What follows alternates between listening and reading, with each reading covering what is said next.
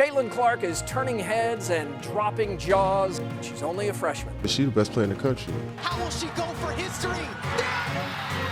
Caitlin Clark is coming. I'm going to go on the record and say she's the best female collegiate player ever. Caitlin Clark, only 22 years old, is changing the picture of women's sports around America, solidifying her legacy as one of college basketball's all-time greats.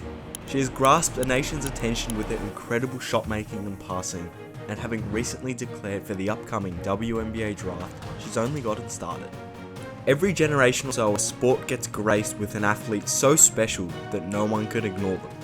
The NBA has had LeBron, Jordan, Mahomes in the NFL, Atani MLB, Messi for soccer, and the list goes on.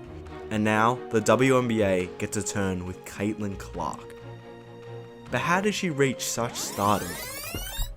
She began her basketball career in Iowa at the age of 5, and a lack of girls' basketball leagues at her age forced her to play in a boys' team, and she would remain in the boys' league until 13 years old. A decision that served to build her resilience against the bullying kids, instilling a competitiveness and fire to prove herself at every occasion against the bigger and stronger competition. She was simply destined for the big leagues, even riding her goal of reaching the WNBA in only 2nd grade. And thus, as she entered the girls' competition, she was far beyond her age's skill level, and by 8th grade, she was playing with and against high school seniors. One of her coaches at the time stating, she always wanted to play against somebody better than her. She was just so much further advanced in that sport that it just became frustrating for her. It would thus not be long until Caitlin was receiving D1 offers from colleges across the country, desperate for a chance to grab a once-in-a-lifetime talent. Caitlin hadn't even started high school. So after a modest freshman year, she would take the high school scene by storm in her sophomore year. Averages of 27, 7, and 4 rendered her the 2nd best scorer in the state, and as the all-first team and national appearances rolled in, Caitlin still hadn't fully committed to basketball. She had just come off a 23-goal season in 8 games in her junior year playing soccer, her father believing she could have just been as good in soccer. But unfortunately for women's soccer, she chose to commit solely to basketball for her remaining years of high school. And she was only getting better. She broke a Class 5A state tournament single game scoring record with 42 points in her junior year, as well as Iowa girls' all-time highs of 13 threes, coming in a 60-point performance. The type of performance that people will talk about for years to come, proclaimed her coach. Come her senior year, she most notably had led the state in scoring back-to-back years, coming with it, back-to-back Gatorade Player of the Years. She had left no doubt about her position in the women's game of basketball. She had won just about everything, except a high school title. Glory she would seek at the collegiate level. Having committed to Iowa, entering the 2020-2021 season, Caitlin was put on a national scale, shouldering loftier expectations than perhaps any Iowa women's basketball player ever. But she made her collegiate debut, recording 27 points, 8 rebounds, and 4 assists. I mean, it doesn't get any better than that. And a month later, notching her first triple-double. Despite shooting 3 for 15 from the field in the game, it was honestly a testament to her talent. I mean, you take away her shooting and she's the best true point guard the women's game has. And you take away her passing and she's the best scorer in the women's game. And if you combine the two, well, she's a relentless assassin. Yet unfortunately, she again fell short in the Big Ten tournament as a runner-up. But her efforts in breaking the tournament's assist record with 37 were more than admirable. I mean, as a freshman, 27, 6, and 7 led the NCAA Division I in scoring and ranked 2nd in assists and 3-pointers per game. In her freshman year, I repeat. To back it up against the world's best, she went out and got MVP honours at the Under-19 FIBA World Cup, leading USA to gold. Her electrifying start to college was then exemplified in her sophomore year, 40 games in, becoming the fastest player in the Big Ten to reach 1,000 career points. And a couple weeks later, she became the first college player amongst men and women to record back-to-back 30-point triple-doubles. She wasn't just breaking women's records, but records across both gender groups in college. And her viral moment would come in a game that Iowa actually lost against Michigan. Clark had woken up as the most talked about player in college basketball the next morning. Are you kidding me? Caitlin Clark from the logo. Holy smokes.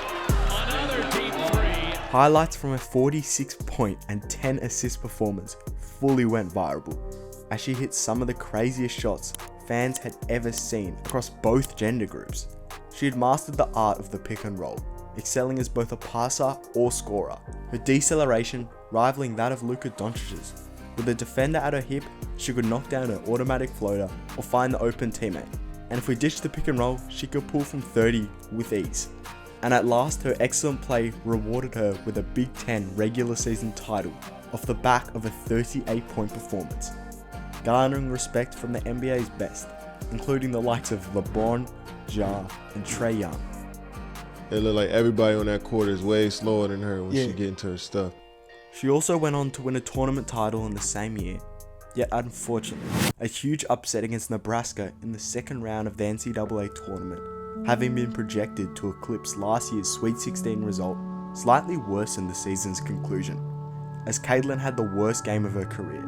She was nullified to merely 15 points, missing all 8 of her shots in the second half when she was needed most. And on the national scale, she would hear it on social media.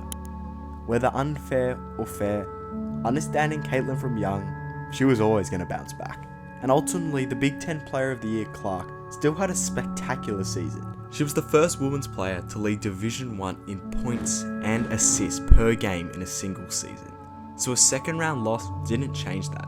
And so the 2022-2023 season would take Clark to unseen territory in the women's game. As the year progressed, Caitlin would continue her run of form, her 3-point percentage increasing to 39%, rendering her not one of the highest volume shooters, but also one of the most efficient, considering some of the shots she was taking there.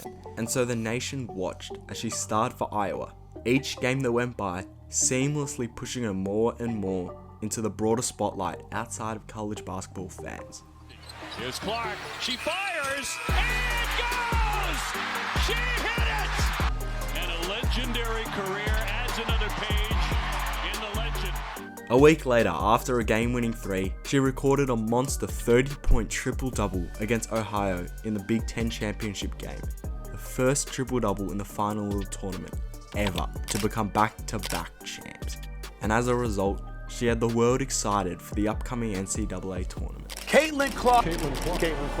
Everything kind of centers around her, but she does a great job of looking for her own, scoring the basketball at a high level, but also being a playmaker. She would breeze her way to the Elite 8, a tournament high for her, but she wasn't done yet, profiling the Final Four as a target. And to get there, she had arguably the best game of her career against Louisville.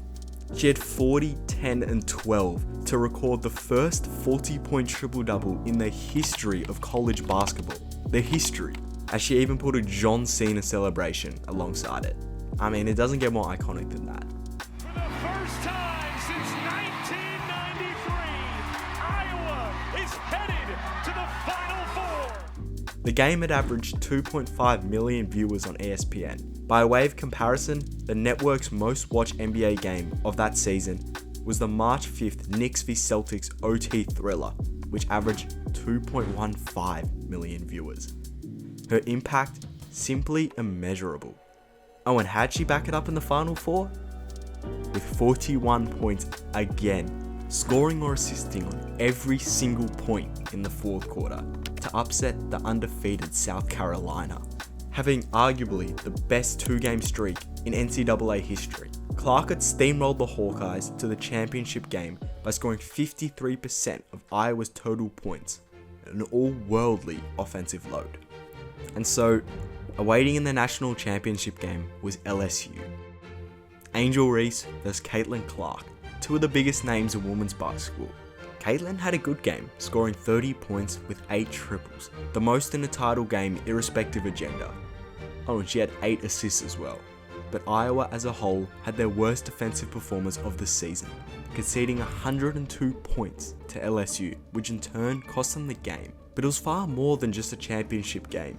instead a monumental occasion for women's basketball. The game averaged nearly 10 million viewers, peaking at 12.6, the most watched women's college basketball game ever, representing a 103% increase from last year's. And individually speaking, Clark had 191 points in the tournament, the most ever irrespective of gender, and has 60 assists with the most by a player in women's tournament history. Arguably the greatest individual run of all time. Despite taunting from Angel Reese, which I can't believe she got hate for by the way, in the championship game, Clark remained humble in defeat, where she said through tears, "I want my legacy to be the impact that I can have on young kids and the people of the state of Iowa. And I hope I brought them a lot of joy this season." As she had rained down threes on the biggest stage in the world, the ignorant fans that once mocked the women's game had turned a corner in appreciating her greatness, and more broadly speaking, the women's game as a whole. From little kids all over America wearing her jersey to being recognised by LeBron James, she was clearly the future of women's basketball. Oh, but wait, she still has a season left. And after winning just about everything in the previous year from an individual standpoint in one of the greatest seasons in NCAA history, Clark had become somewhat of a household name across America, as she was runner-up in the AP Female Athlete of the Year award. And before the 2023-2024 season even officially started, Iowa broke the women's basketball all-time attendance record for a single game with 55,000 in attendance. Clark's impact clearly amplifying an already upward trend of fan interest in women's basketball. As the year progressed, Clark was on path to breaking nearly every scoring record and assist record that existed in women's basketball, but most notably, the NCAA women's leading scorer. Fox even devoting a camera called the Caitlin Cam to record Clark during its broadcasts of Iowa games in build-up for the record, a phenomenon that can only be rivaled to Steph breaking the three-point record and LeBron breaking the scoring record. And on the 15th of February 2024, history took place in the only way she knows how. Comes Clark. How will she go for history? There it is! The all-time leading scorer in women's college basketball. The 22-year-old had casually pulled up from 30 feet to break the record, finishing with a career-high 49 points. But she was far from a shot chucker, as alongside her 13 assists, Clark was responsible for 79 of her team's points, the most by any Division I women's player in at least 25 seasons. Yeah, I think she's one of, if not the best college basketball player of all time. Oh, and a couple weeks later, For college basketball history. She does it with a foul shot. Becomes the all-time leading scorer in major college basketball history. and her skill was equally matched with her impact, as schools hosting Iowa have seen an attendance increase of over 150% compared with their other home games. And the top 5 most in-demand women's games this year all featured Iowa. The price of tickets going up 224% since Clark joined the team. Fans queue hours just for a glimpse at Caitlin Clark. So Caitlin, on her way to another Big Ten title, a three-peat in fact, she had broken the all-time three-point record irrespective of gender, passing up Steph Curry. And here's an interesting stat. Clark had made more long threes with 84 than she had short threes with 71. The long threes being beyond the NBA's three-point line, a once-in-a-generation shooter. But now, as we enter present day, Clark is propped for a final run in the NCAA tournament, having declared for the WNBA draft the month earlier. It would be a fairy tale ending for Clark, a story that writes itself. A local superstar who chooses her state school over more established powers and elevates them to unforeseen territory as the biggest name in college sports.